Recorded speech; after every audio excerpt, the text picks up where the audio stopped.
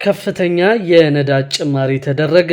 የአውሮፕላን ነዳጅ ግን ቅናሽ አሳይቷል። በሌላ በኩል በኤርሚያስ አመልጋ ላይ የክስ ምርመራ መጀመሩ ታወቀ።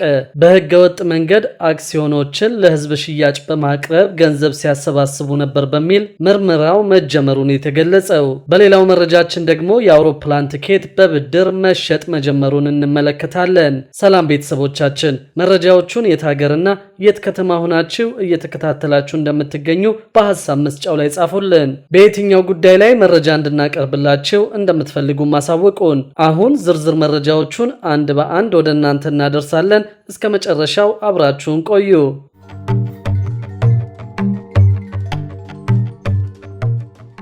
በዛሬው ዕለት ከፍተኛ የነዳጅ ጭማሪ መደረጉን አውቀናል። የአውሮፕላን ነዳጅ ግን ቅናሽ አሳይቷል። የንግድና ቀጠናዊ ትስስር ሚኒስቴር ይፋ ባደረገው የነዳጅ ምርቶች የችርቻሮ ዋጋ የ1 ሊትር ቤንዚን ዋጋ 122 ብር ከ53 ሳንቲም መድረሱን አውቀናል። በዚህም ጭማሪው በሊትር 10 ብር ገደማ መሆኑ ታውቋል። የአውሮፕላን ነዳጅ ዋጋ ግን ቅናሽ ማሳየቱን ነው ለማወቅ የቻለው።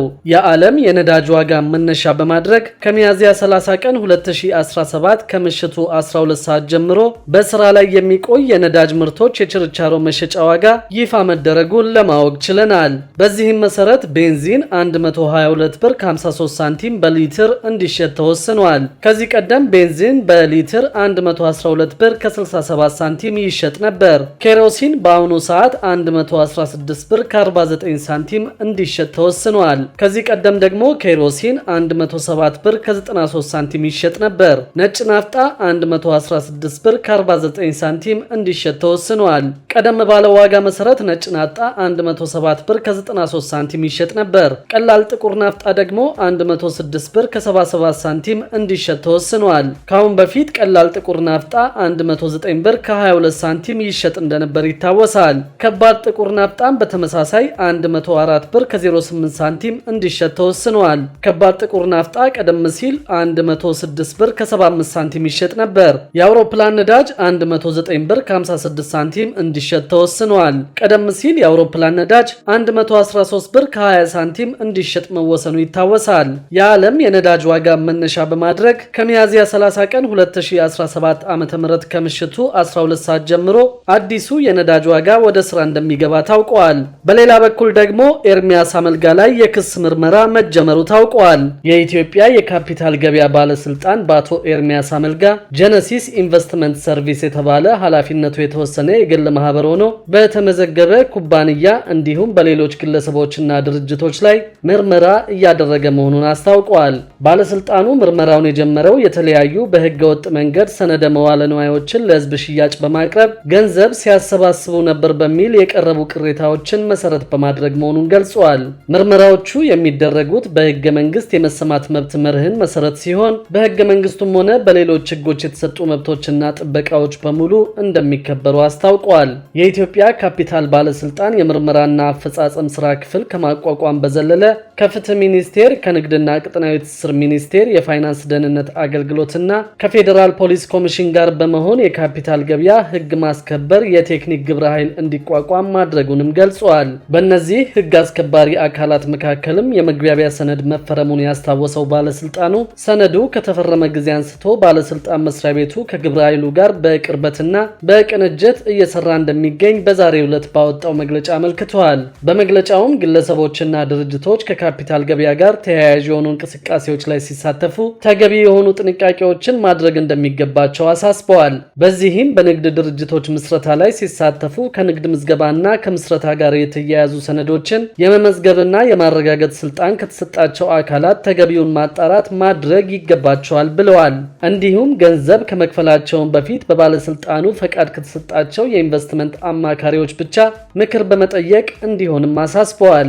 በተጨማሪም ህብረተሰቡ የካፒታል ገበያ አገልግሎት ሰጪ ለመሆን ፈቃድ ለማውጣት በሂደት ላይ መሆናቸውን በመግለጽ ኢንቨስትመንት ከሚጠይቁ ግለሰቦችና ድርጅቶች ጋር ውል ከመግባትና ገንዘብ ከመክፈሉ በፊትም በትክክል ለምዝገባ ማመልከት አለማመልከታቸውን ከኢትዮጵያ ካፒታል ገበያ ባለስልጣን እንዲያጣራ ጠይቀዋል።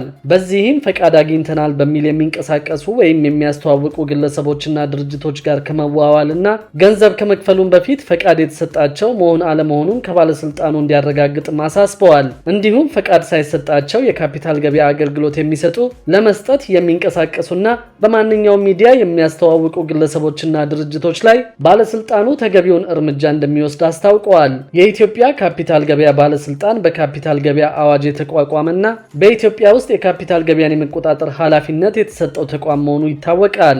በሌላ በኩል ደግሞ የአውሮፕላን ቲኬት በብድር መሸጥ መጀመሩን አውቀናል። ከቲኬት በተጨማሪ ሌሎች ወጪዎችም በብድር እንደሚሰጥ ታውቋል። ፍላይ አዲስ ዛሬ ይብረሩ ነገ ይክፈሉ በሚል መርህ ከዳሽን ባንክ ጋር በመተባበር ወደ ተለያዩ ሀገራት ለሚሄዱ ዜጎች ለጉዞና ለማማከር አገልግሎቶች የዱቤ አገልግሎት እንዲያገኙ የሚያስችል ስምምነት ማድረጉን አስታውቋል። ድርጅቱ ከዚህም ጋር በተያያዘ በአሁኑ ሰዓት እነዚህን የጉዞና የማማከር አገልግሎቶችን ይበልጥ በማዘመንና በማስፋፋት ከአውሮፓ፣ ፖላንድ፣ ቱርክ፣ ጣሊያን፣ ካናዳ፣ ሩሲያ እንዲሁም ከሌሎች ሀገራትም ዜጎች አገልግሎቱን ማግኘት እንዲችሉ ከዳሽን ባንክ ጋር በመተባበር የዱቤ አገልግሎት በመስጠት ህብረተሰቡ በሚሄዱባቸው ሀገራት ሁሉ ለሚያስፈልጋቸው የጉዞና ለሌሎች አገልግሎቶች በዱቤ ገንዘብ ማግኘት እንዲችሉ ከባንኩ ጋር ስምምነት ላይ ተደርሶ ወደ ስራ መገባቱን አስታውቀዋል። ደንበኞች የዱቤ አገልግሎቱን ለማግኘት በዳሽን ባንክ ሱፐር አፕ ላይ በሚያንቀሳቅሱት የገንዘብ መጠንና በሰዋሰው እንደሚወሰን ተገልጿል።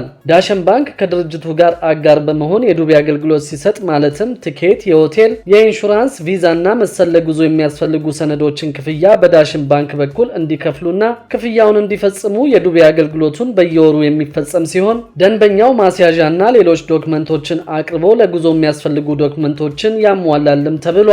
ለሕክምና፣ ለትምህርት፣ ለስራና የሽርሽር ጉዞ ለሚያደርጉ ከዳሽን ባንክ ጋር በመሆን የዱቤ አገልግሎት በመስጠት እንደሚሰራ ተናግረዋል። ፍላይ አዲስ ከሚመለከተው የመንግስት መስሪያ ቤት ህጋዊ እውቅና በማግኘት ላለፉት 4 ዓመታት አውሮፓ፣ ፖላንድ፣ ቱርክ፣ ጣሊያን፣ ካናዳ፣ ሩሲያና ሌሎች በርካታ ሀገራት ለትምህርት፣ ለስራና ለሕክምና እንዲሁም ለጉብኝት የሚጓዙ ዜጎች ህጋዊ የጉዞ የማማከር አገልግሎት በመስጠት ላይ የሚገኝ ተቋም መሆኑን ገልጿል። በሌላ በኩል ደግሞ ኤጀንሲው ከአገልግሎት ገቢ ከ5 ቢሊዮን ብር በላይ ማግኘቱን አስታውቀዋል። ባለፉት 9 ወራት ከአገልግሎት ገቢ ከ5 ቢሊዮን ብር በላይ በማስገባት የእቅዱን 75 በመቶ ማሳካት መቻሉን የአዲስ አበባ ከተማ አስተዳደር የመሬት ይዞታ ምዝገባና መረጃ ኤጀንሲ ገለጸ።